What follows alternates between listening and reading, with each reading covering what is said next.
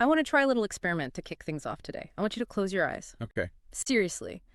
Humor me for a second. Imagine you are sitting on a stone terrace.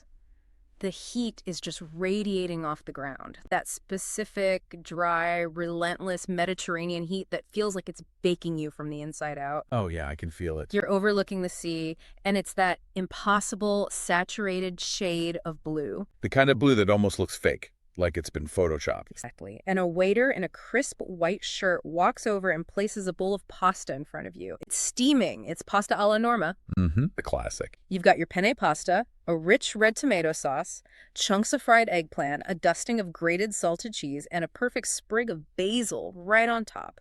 You take a bite. And it's delicious. Of course it is. It's delicious, but here's the question I want to ask you. What are you actually eating? Well, if you ask a tourist, they'll tell you they're eating lunch or, authentic Italian food. But if you ask a historian, you're not just eating lunch. You're staring at a crime scene. You're eating a map of military conquests. That is the premise we are chasing down today. We aren't just doing a travel guide to Sicily. And we aren't just going to tell you where to get the best cannoli. Although, let's be honest, we are absolutely going to do it. We have priorities. We're definitely doing that. But the mission today is bigger. We want to prove that Sicily is the original fusion cuisine of the world. And not fusion in that trendy, LA restaurant way, like putting kimchi on a taco or something. No, this is different. This is fusion born of violence, of invasion, of survival, and centuries of trade. We're talking about a menu that was basically written in blood and salt over, 3,000 years? It's a huge claim, but when you look at the map, it starts to make perfect sense, doesn't it? The geography is destiny here. It's everything. Sicily isn't just an island. It's a toll booth. A toll booth. I like that. It's the football being kicked by the boot of Italy, right in the dead center of the Mediterranean. If you wanted to sail from east to west or from north to south in the ancient world, you practically had to trip over Sicily. So everyone stopped there. It wasn't really a choice. Oh, everyone. You have the Phoenicians, the Greeks, the Romans, The Arabs, the Normans. the French, the Spanish. I mean, the list goes on and on. And the thing about Sicily is that these weren't just pit stops. These powers stayed. They stayed for centuries. And they brought their laws, their gods, and most importantly for us, they brought their groceries. Okay, so let's go back to that bowl of pasta alla Norma. This is our case study. Before we get into the whole chronological timeline, let's deconstruct this one dish, like we're forensic scientists at a crime scene. I'm in. Let's do it. Okay, let's start with the cheese on top. Ricotta salata. Now, this isn't the wet, sloppy stuff you get in a plastic tub for lasagna, is it? No, not at all. It's completely different. Ricotta salata is sheep's milk cheese that has been salted, pressed, and aged. It's aged until it's firm enough that you can actually grate it. Yeah. The flavor. It's salty, it's a little bit funky, and the technology to make it, the domestication of sheep using rennet or enzymes to curdle milk, this is ancient stuff. We are talking Bronze Age ancient. Wow. This is the legacy of the Greek colonization, which started around the 8th century BC. So that white dusting on top of your pasta, that's literally ancient Greece. Okay, so the foundation, the very top layer, is Greek. What about the pasta itself? I feel like everyone has a story about where pasta comes from. And most of them are wrong. This is where it gets a little controversial. Yeah. Most people think Marco Polo brought pasta back from China in the 13th century. I've definitely heard that. Total myth. It makes for a great story, but it's just historically inaccurate. It's a nice little legend, that's all. So where does it really come from? Well, we have documentation of mass production of pasta secco, dried pasta in Sicily, by the 12th century.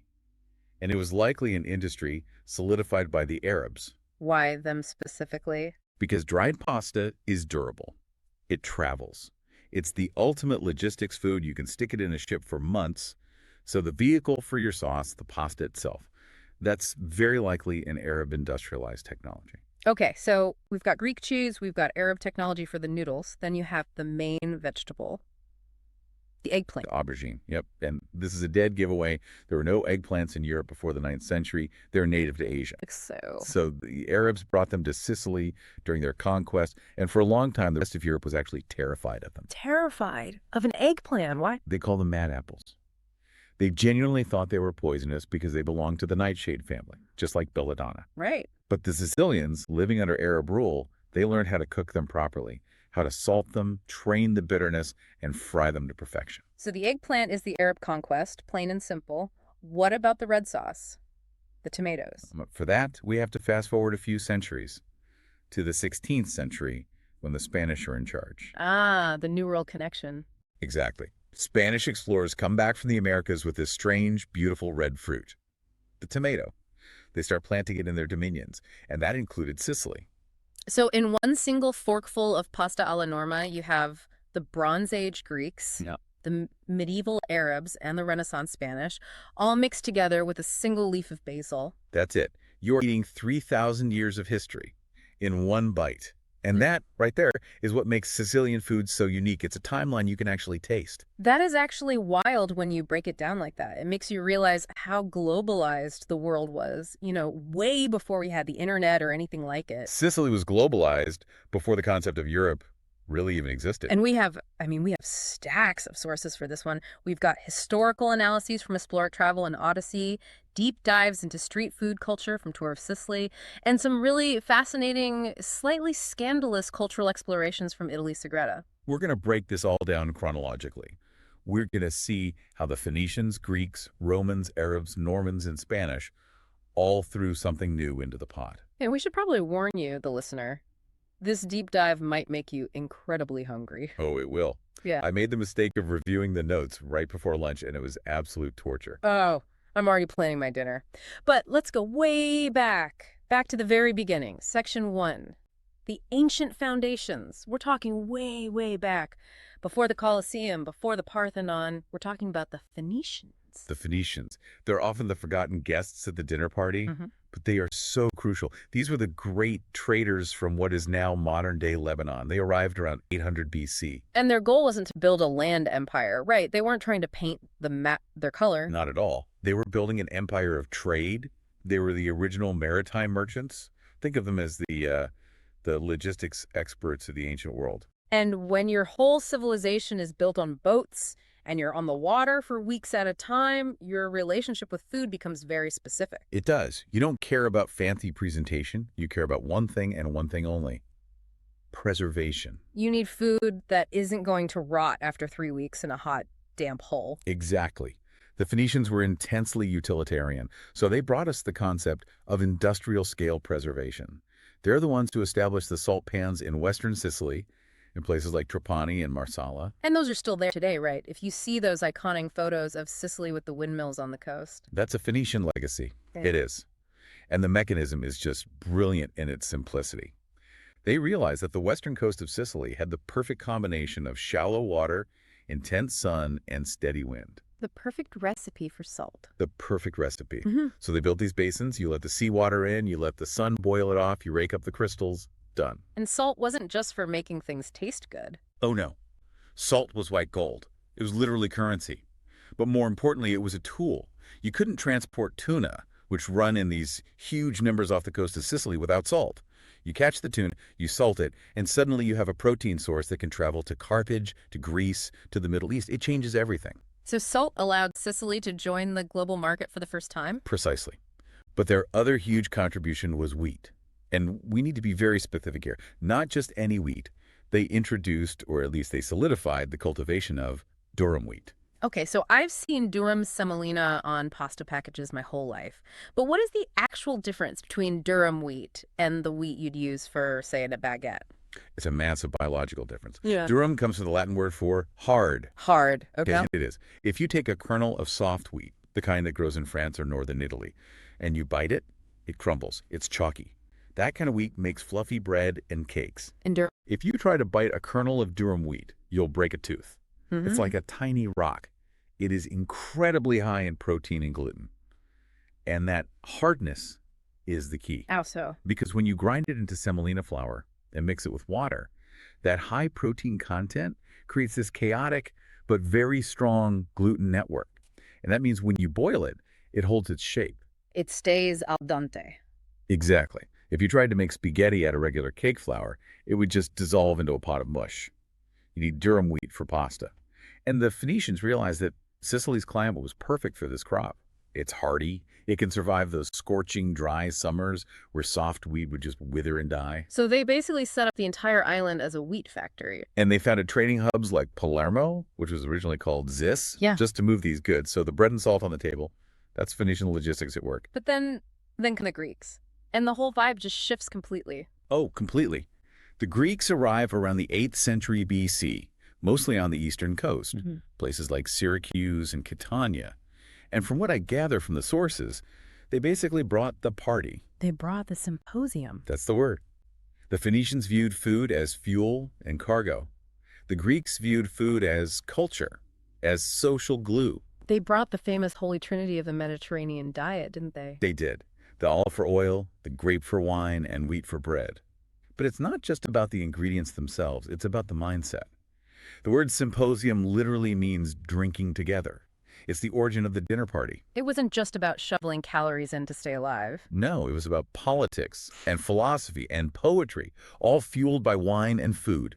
And let's just talk about the olive for a second. An olive tree is a huge commitment. Right, they take forever to grow. Years. You plant an olive tree and you don't get a good harvest for a long, long time. So planting an olive grove signifies stability. It means we are staying here. This is our home now. And we mentioned ricotta earlier. That's a Greek thing, too. It is. The Greeks and the indigenous tribes they interacted with, like the Sicilians, they perfected the art of sheep farming. But ricotta is fascinating because it's a byproduct. The word itself literally means recooked. Recooked. How does that work? Okay, so you milk the sheep, you add rennet to make cheese like pecorino. The solid curds separate from the liquid whey. Now, in a wealthy society, maybe you just throw the whey to the pigs. But not here. But in a resourceful, ancient society, you take that leftover whey, which still has some proteins in it, and you boil it again. You recook it, and those last little proteins coagulate and float to the top. That fluff, that's ricotta. Wow. Basically squeezing every last calorie out of the milk. It's the original no-waste food. It's brilliant, it's efficient, and it's ancient. It's the food of shepherds who couldn't afford to waste a single drop. There's also honey. I read the Iberian Mountains in the southeast were famous for it. Oh, legendary. Himalayan honey was written about by poets in the ancient world. And you have to remember, sugar didn't exist in Europe yet. So if you were eating something sweet in ancient Greek Sicily, it was honey-based. That floral, deep sweetness is the absolute base layer of all Sicilian desserts. And seafood. I read this really cool detail about octopus fishing that just blew my mind. The lamprara. Yes, that's it. So if you go to a Sicilian coastal town at night, even today, and you look out at the water, you'll see these small boats with these bright lights hanging over the side. They use the light to attract octopus and squid to the surface, and then they spear them or net them. And that's not some modern technique. Not at all. That is a direct holdover from Greek times. They were doing the exact same thing with oil lamps 2,500 years ago. The Greeks revered the bounty of the sea. Yeah. If you look at their ancient pottery, their coins from Syracuse, you see dolphins, tuna, octopus. They saw the sea as their larder. So the Greeks give us the wine, the oil, the cheese, and the seafood. They basically civilize the table. They make it a place of pleasure and culture. They do. And then come the Romans. And, well, the mood changes. The mood crashes hard. The Romans arrive, and they don't see Sicily as a place of culture or philosophy. They see it as a gas station. The gas station. A calorie station. They viewed Sicily as an asset to be stripped. They called it the granary of the empire. That sounds impressive on the surface, but I get the sense it wasn't a compliment. It was a curse. To feed the city of Rome, a city of 1 million people, with a huge population on the dole that was receiving free grain, they needed massive amounts of wheat. So they needed more farmland. They needed more farmland. Yeah. So they engaged in huge deforestation across Sicily. Sicily used to be heavily forested. The Romans just cut it all down to plant wheat. Monoculture on an industrial scale. So they just turned the whole island into one giant farm. A giant slave-run farm. Yes. They created the latifundia, these massive estates. It was industrial agriculture. It exhausted the soil. It actually changed the climate of the island over time, making it drier. That sounds pretty bleak. Yeah. But did they give us anything good to eat? Anything at all? Well, this brings us back to that pasta debate. We talked about how the Arabs industrialized it later, but the Romans definitely laid the groundwork. They had a dish called lagana, which were sheets of fried dough. Not quite pasta, but a cousin. A precursor. A precursor. But the basic concept of drying a flour and water paste for transport, that's a Roman military necessity. Again, it comes back to logistics. Always. If you have legions marching to Gaul or Britannia, they need food that doesn't spoil. Dried pasta is basically an ancient MRE, a meal ready to eat. And we have to mention garum. I feel like you can't talk about Roman food without talking about this famously weird fish sauce. The Roman obsession. Yeah. Garum is their ketchup, their salt, their soy sauce, and their spice rack all rolled into one. What exactly was it? I'm almost afraid to ask. Well, you take the intestines of fish anchovies, tuna, mackerels, you mix them with a ton of salt and herbs, and you leave them in a big vat in the sun to ferment for months. Oh, wow. The fish basically breaks down into this clear amber liquid. That sounds pungent. The production facilities must have smelled horrific. But the taste? It was pure umami, just this savory, salty depth. If you've ever had modern colatura di alici from the Amalfi Coast, or even good quality Asian fish sauce, it's the same principle. Is it still around in Sicilian cooking at all? In a ghost form. Sicilian cooking uses a lot of anchovies. They'll melt anchovies into sauces to give them this savory backbone. That is the descendant of garum. It's that deep-seated desire for a savory punch. And of course, we can't forget the visuals, the Villa Romana del Casale. The mosaics there are just mind-blowing. If you want to know what the Roman elite were eating while the slaves were out there harvesting the wheat, you go there. What do they show? They depict these lavish hunting scenes, huge feasts, exotic animals being brought in for slaughter. It was a lifestyle of incredible, almost obscene excess, all of it supported by the agricultural stripping of the island. So we've got the ancient foundations laid, Phoenician salt, Greek olives, Roman wheat. But now we get to the big plot twist, the moment that changes everything. 827 AD, the Arab conquest. This is the pivot point. This is it. If you want to understand why Sicilian food tastes so different from, say, Tuscan food, or even food from Rome, this is the moment. The Arabs, specifically North African Saracens, conquered the island, and they changed it from a granary into a garden. That's a beautiful phrase, from a granary to a garden. What does that mean in practical terms? Well, the Romans had those massive estates, right? Those monocultures of wheat. The Arabs broke them up. They introduced incredibly sophisticated irrigation systems. I mean, they came from the desert. They knew the value of water better than anyone. They built quinats, these amazing underground channels to move water without evaporation. And because they could control the water, they could suddenly plant things the Romans never could. Exactly. They introduced all the thirsty crops. And the ingredient explosion here is just staggering. Citrus is the big one. Lemons, bitter oranges. Before the Arabs, Europe didn't really have acid in its diet other than, vinegar. Suddenly you have this bright, floral, complex acidity to play with. and sugar. Huge. A huge deal. Sugarcane. Before this, remember, the only sweetener was honey. The Arabs brought sugarcane and the technology to refine it. And this is the birth of the famous Sicilian sweet tooth. Right. In fact, the word cassata, that famous Sicilian cake, and many linguists think it comes from the Arabic word quasat, which refers to the round bowl that it was made in. It's amazing to think of a time before sugar. It must have felt like a new drug when it first arrived. Oh, it was pure luxury. And it allowed for the creation of all these new things like preserved fruits, stiff meringues, marzipan. And then you have the vegetables, artichokes, spinach, and again the eggplant, but also spices, cinnamon, saffron, cloves, nutmeg. This is where that flavor profile really shifts, right? It stops being just Mediterranean and starts getting much more complex. Yes, if you eat a Sicilian dish and it has that warm aromatic spice profile, like a pasta with sardines, fennel, saffron, and raisins, that is the Arab influence. It's that mixing of savory and sweet. That's the famous agrodolce. Agrodolce. Sour and sweet. This is the fingerprint of Arab Sicilian cuisine. In traditional European cooking of that time, you might have a savory dish or a sweet dish. The Arabs mixed them together. Think of caponat. You've got eggplants, vinegar, sugar, capers. That juxtaposition of sharp vinegar and soothing sugar. Yeah. That is distinctively Arab. You just don't find that in Milan. And they gave us the precursor to ice cream. They did. They used the snow from Mount Etna. Yeah. They would pack it down into caves to keep it frozen well into the summer. And then they'd mix it with fruit syrups. The Arabic word was sharab. Sharab, sorbet. Exactly. That became sorbet, which eventually evolved into the Sicilian granita. It's just amazing to think that a conqueror could come in and not just take, but plant. They literally terraformed the culinary landscape of the island. They really did. And unlike the Romans, who saw it as just a resource mine, the Arabs saw Sicily as a paradise to be cultivated. They called it the Garden of God. But of course, history doesn't stop. The Arabs rule for a couple of centuries, and then come the Northmen, the Normans. The Vikings, well, technically, descendants of Vikings who had settled in Normandy in France. Right, coming down from the misty, cold north to the sunny Mediterranean, that must have been a bit of a shock to the system. The Normans are fascinating because they were always outnumbered. They arrive in the 11th century. They couldn't just impose their culture by brute force, so they had to adapt. They created this brilliant hybrid fusion court.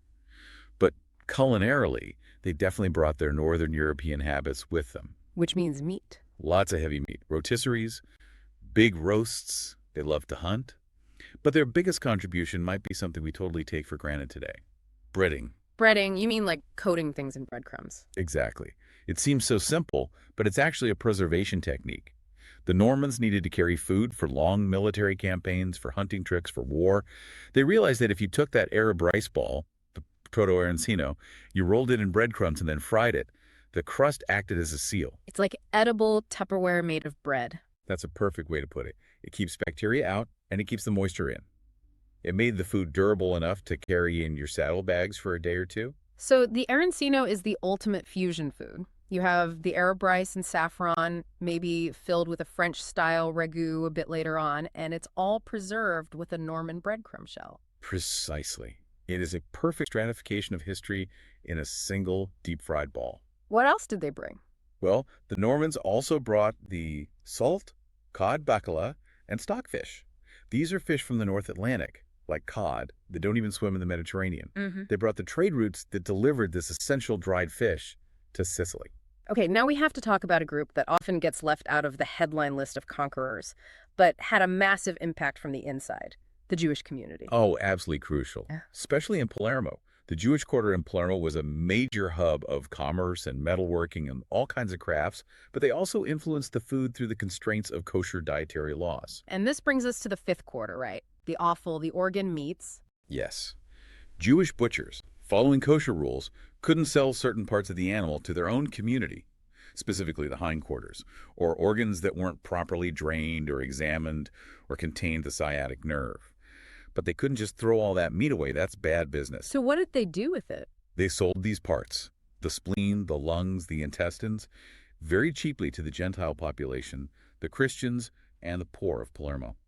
And this is what created the hardcore street food culture of Palermo. It did. The poor of Palermo, who were often struggling under heavy taxes from various rulers, needed cheap protein.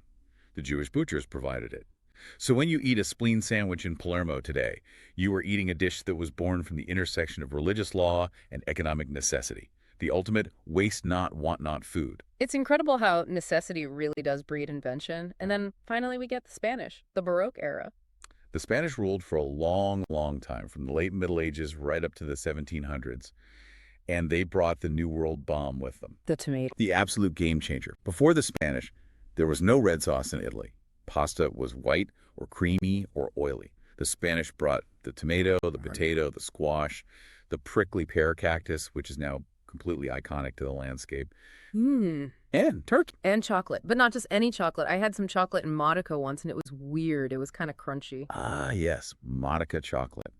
This stuff is basically a culinary fossil. The Spanish brought cocoa back from the Aztecs, but they also brought the Aztec method of processing it. Which was different from how we do it now. Very different. Sure. Modern chocolate like Swiss or Belgian style is conched. It's heated and ground for hours until the sugar dissolves completely into the cocoa butter. It gives you that smooth snap and that melts in your mouth feel. That technology didn't exist in the 16th century. So how did the Aztecs do it? They cold processed it. They ground the cocoa beans on stone metates. They added sugar, but they never heated it enough to actually melt the sugar crystals. So the chocolate stays grainy. It has a distinct texture. So Monaco chocolate is basically Aztec chocolate preserved in amber. Exactly. The Spanish brought that technique to Monaco, and for whatever reason, Monaco just never updated their methods. They kept making the Aztec way for 500 years. It's incredible. That is mind-blowing. And the Spanish also brought that Baroque style, not just in architecture, but in food as well. Yes, elaborate presentation, pan di Spagna sponge cake. Everything had to be decorated, excessive, dramatic. This is where Sicilian desserts get really wild and over the top. Okay, so we've built this incredible layer cake of history. We've got the ancient grains, the Arab spices, the Norman meat, the Jewish offal, and the Spanish tomatoes. Now, let's take this knowledge to the streets. Section 4, Palermo. the street food capital. It's been ranked the 5th best street food city in the world by some counts. And it is a gauntlet. It is absolutely not for the faint of heart. Let's start with the icon, the Mhm. arancini. Or, wait, is it arancine? I feel like I'm going to get yelled at by a Sicilian grandmother if I get this wrong. You absolutely will. This is the great gender debate of Sicilian food. If you are in Palermo, in the West, they are arancine, feminine, ending in an E. And they are round, like a small orange. Because arancia is the word for orange. Right. But if you go to the East, to Catania, they are arancini, Yeah. masculine, ending in an I. And they're conical, pointy at the top. Like Mount Etna. Exactly. Mhm. They're shaped like the volcano that dominates their entire skyline. So the shape and the name tell you exactly where you are on the island. And the fillings vary too, right? Traditionally, you have a ragu, which is a meat sauce with peas, or al burro, which means butter, but it's really bechamel and ham. But now you find everything: pistachio, eggplant, spinach. The sky's the limit. But the basic anatomy is always consistent. That saffron rice, the Arab legacy encasing a filling, breaded and fried. Then we have the fritters, pennel and cazzilli. These seem to always be sold together. They are the dynamic duo of the Palermo fry shops, the Frigitoria. Pennel are chickpea flour fritters. Again, a very Arab influence. Chickpea flour is a staple in the Middle East. They make a slurry, cook it like polenta, let it cool, slice it, and then fry it. And you eat it in a bun. Yes, a sesame bun. It's a carb-on-carb sandwich with good squeeze of lemon. It's simple, it's vegan, and it's incredibly addictive. And the cazzilli. Those are potato croquettes with mint. But the name, well, Cuisine is a little bit of Palermitan street humor. Uh-oh. Do I want It to? roughly translates to little Yep. penises Laughs. Of course it does. because of their oblong shape. A bit of body street humor to go with your fried potatoes. I love it. Street food is food for the people. It's not polite, it's loud, it's messy, and it's funny. And speaking of food for the people, let's talk about the sfincione, the Sicilian pizza. Yeah, but it's not a pizza like you'd find in Naples. Don't go expecting a thin, charred crust. It's spongy. The name Sicilian actually comes from the Latin word spongia. Like a sponge. Exactly. It's a thick, oily, focaccia-like dough. And the topping. Tomato, onions, lots and lots of onions, anchovies, oregano, and caciocavallo cheese. And note, often there's no mozzarella. It's savory, salty, and just incredibly satisfying. It's usually sold from these little three-wheel trucks, they call them apes, driving around the neighborhoods. Okay, so those are the entry-level snacks. Now we enter hard mode, the offal we mentioned earlier. Let's talk about the panica meusa. The spleen sandwich. Yeah. This is the ultimate test for a visitor. If you can eat this, you are an honorary Palermitan. Okay, walk me through the preparation. They take veal, spleen, and lung. They boil it first. Then, in the shop, they have this large angled vat of bubbling lard pig fat. They slice the meat very thin, and then they just fry it in the lard for a minute to heat it through. And served in a bun. A soft sesame bun called a vastetta. And you have to know how to order it. It's a code. You can order it schitu, Which means? single or unmarried. That means it's just the meat and a squeeze of lemon. Yeah. Pure, unadulterated organ meat flavor. Or you can order it maritatu, Married. married. And that means it comes with a veil of white cheese, usually shredded caciocavallo or fresh ricotta. The cheese represents the bride's veil. That is so poetic and slightly disturbing at the exact same time. That is Palermo in a nutshell. And then there's the stigiola. I've heard you can smell these before you even see them. Oof, from miles away. If you walk through the markets, Bolero or Vuturia in the evening, you will see these huge clouds of white, thick smoke. That is the sticularo at work. He is melting pieces of fat on the coals specifically to create that smoke to attract customers. And what is it that he's cooking? It's sheep or goat intestines, washed, hopefully very well wrapped around spring onions or leeks, and then grilled over coals until it's crispy and charred. It's just so primal. It is. It's the direct descendant of ancient sacrificial feasts. It's the absolute cheapest cuts of the animal, made delicious by fire and salt.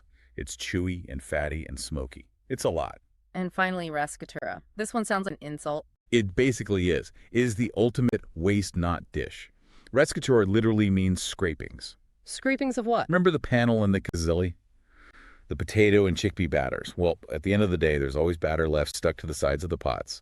The cook scrapes it all off, mixing the potato and chickpea batters together, rolls it into a little nugget, and fries it. So it's literally the leftovers of the leftovers. It is recycling, edible style. Yeah. And you know what? It's delicious. That is just a whole other level of dedication to efficiency. Okay, we've survived the spleen sandwich. We definitely need something sweet to wash it down. Let's move to section 5, desserts. And this is where things get, well, they get weirdly heated. Sacred, profane, and sometimes X-rated. Sicilian desserts are a whole study in psychology. And we have to start by talking about the convents, because for a long time, the best bakeries in Sicily weren't bakeries at all, right? That's right. For centuries, the primary pastry chefs in Sicily were nuns. These were cloistered women. They had zero contact with the outside world. Baking was their only currency, their only connection to the city that existed outside their walls. And they had the ricotta, right, the wheel. Yes, a revolving hatch in the convent wall. You would walk up to the convent, you'd put your money in the hatch, you'd ring a bell, the nun would spin the wheel from the inside, and a tray of pastries would just spin out to you. So you never saw her, she never saw you? Never. But the pastries they made, let's just say they didn't always look very holy. No, they're often incredibly suggestive. We have to talk about the me di Sant'Agata. The breasts of St. Agatha? Yes. These are small, round sponge cakes filled with sweet ricotta, covered in white icing, and then topped with a single candied cherry right in the center. They look exactly like breasts. And there's a religious story behind this. Oh, yeah. St. Agatha is the patron saint of Catania. She was a martyr back in Roman times. And one of the tortures she endured was having her breasts cut off. So to honor her, they eat cakes shaped like her breasts. That is grim and also sweet. It's a very specific kind of dark Catholic humor. And then you have the feta del cancelliere, Which is? the chancellor's buttocks, almond paste shells shaped like, well, a rear end. Why were nuns making all these suggestive shapes? Well, there are two main theories. One is the psychological theory. These were women living in strict repression. They were denied their own bodies, denied sexuality.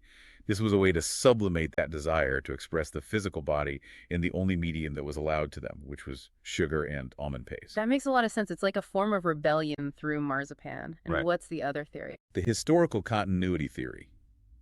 Before they were Catholic convents, Sicily was a land of Greek and Roman pagan cults. Cults of fertility, Demeter, Ceres.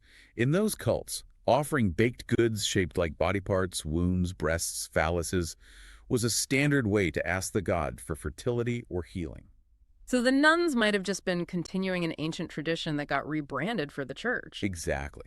The Catholic dessert might actually be a pagan prayer in disguise. It's that layering again, the pagan layer right underneath the Catholic layer. Let's talk about the heavy hitters, the cannoli, probably the most famous Sicilian export. The king of pastries. But again, the origins are really debated. Some sources trace it back to the harems of the Arab emirs in a town called Caltanissetta. A harem origin. Yes. The story goes that the women in the harem created this pastry filled with sweet cheese to celebrate the emir's masculinity. It's a phallic shape. It is a phallic shape. And then Well, when the Normans conquered the island, the harems were disbanded. The women often converted to Christianity and went, where else? To the convents. So they took the recipe with them from the harem to the convent. That is the theory. From a sexual celebration to a holy confection. I love that. Now, we need to give a public service announcement about cannoli, because there is a crime being committed in Italian-American bakeries all over the world. Oh, the pre-filled cannolo. Okay. Listen to me and listen carefully. The shell contains lard. It is fried. It is crispy. The filling is wet ricotta. If you put wet cheese inside a fried shell and let it sit for 2 hours, what happens? It gets soggy. It turns into a sad, wet sock. Exactly. A good cannoli must be filled fresh.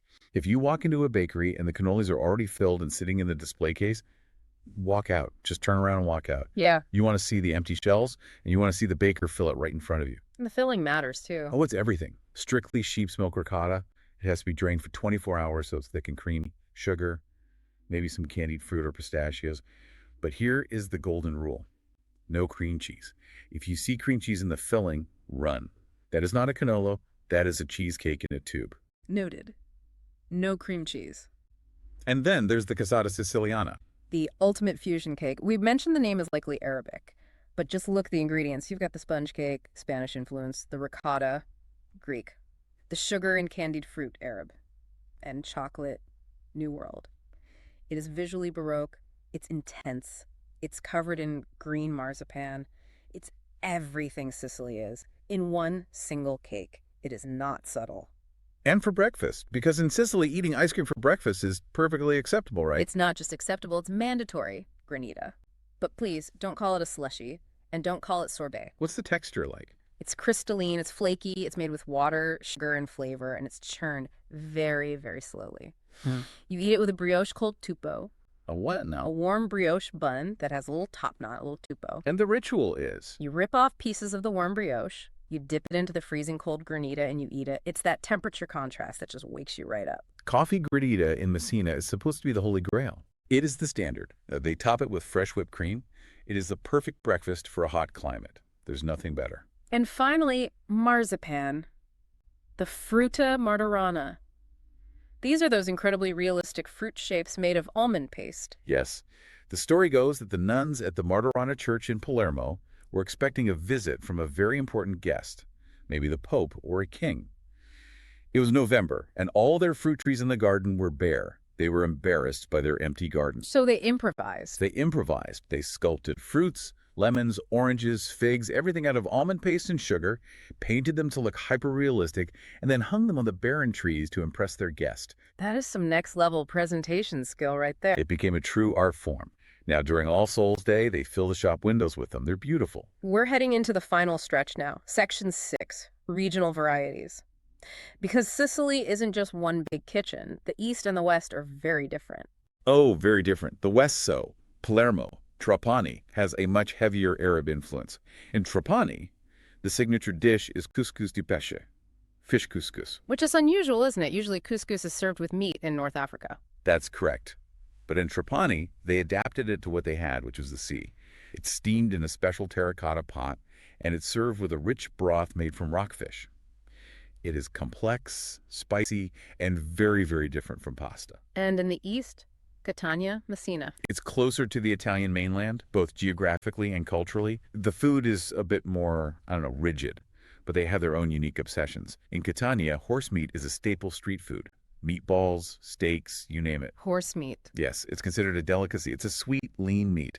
You'll see smoke filling the streets again in Catania, but this time it's from horse meat grilling on the sidewalks. And we need to give a quick shout out to some of the specific ingredients, the gold of Sicily, because the soil really matters there. The volcanic soil matters immensely. Mount Etna isn't just a scary volcano. It's a fertilizer bomb. The soil is unbelievably rich in minerals. And this gives us things like the pistachios of Bronte. Green gold. That's what they call it. They grow in the lava flows of Mount Etna. They are smaller, greener, and more intensely flavored than any other pistachio on Earth. They only harvest them every 2 years to let the trees rest. Right. If you have a gelato made with real Bronte pistachios, it just ruins you for all other ice cream forever. And the almonds from Avola. Essential for the confetti, the sugar-coated almonds, and for all the pastries. They're perfectly shaped and have a really high oil content. And the blood oranges. The Tarocco and Moro varieties, they only get that deep red pigmentation because of the dramatic temperature swings near the volcano. Warm days, cold nights. That stress is what creates the color and the incredible flavor. It seems like everything in Sicily is born of stress or conflict. The soil is volcanic, the history is violent, the heat is oppressive, but the end result is almost always delicious. That is the perfect synthesis right there. So let's wrap this all up. What does all this mean? We started this deep dive by saying a meal in Sicily is like reading a history book. And I think we've proven that. Yeah. But I go even further. Sicilian cuisine isn't just a mix, it's a composition. It's not a smoothie where everything is blended together into one gray, indistinct taste. It's a mosaic. A mosaic. What do you mean by that? I mean, you can still identify the individual pieces. You can taste the Arab sugar right up against the Spanish tomato. You can taste the Greek cheese against the Norman fried crust. The flavors are juxtaposed, sweet and sour, soft and crunchy. It's harmony through contrast. Exactly. Yeah. And here's a provocative thought for you to leave with. We often talk about authenticity in food. We want authentic Italian food. But in Sicily, the authenticity comes from its impurity. Ooh, I love that. Authenticity is impurity. It's the island's willingness to absorb the invader, to take the best of what the enemy brought and make it your own. Sicily was globalized 1,000 years before the rest of us even knew what that word meant. They didn't reject the Arab eggplant or the Spanish tomato. They embraced them, and frankly, they improved them. That is such a powerful way to look at it. It's a cuisine of open borders. It really is. So, listener, here is your call to action. The next time you eat, whether it's in Sicily or just at your local Italian spot, Don't just eat, ask some questions. Ask yourself, who brought this ingredient to the table? Was it an Arab irrigation engineer, a Spanish explorer, a Greek philosopher, a Norman soldier? Eat with your brain as well as your mouth. And a final tip for the road? If you do go to Sicily, look for the frigitoria, the fry shop. Follow the smoke. Eat the street food, even if you don't know what part of the animal it is. Just try it. And for the love of all that is holy and historical, never ever ask for cheese on your seafood pasta. That is the one rule you absolutely do not break. The Greeks would be very, very upset. Thanks for diving deep with us. Go find yourself a cannolo. A fresh one. A fresh one. We'll see you next time.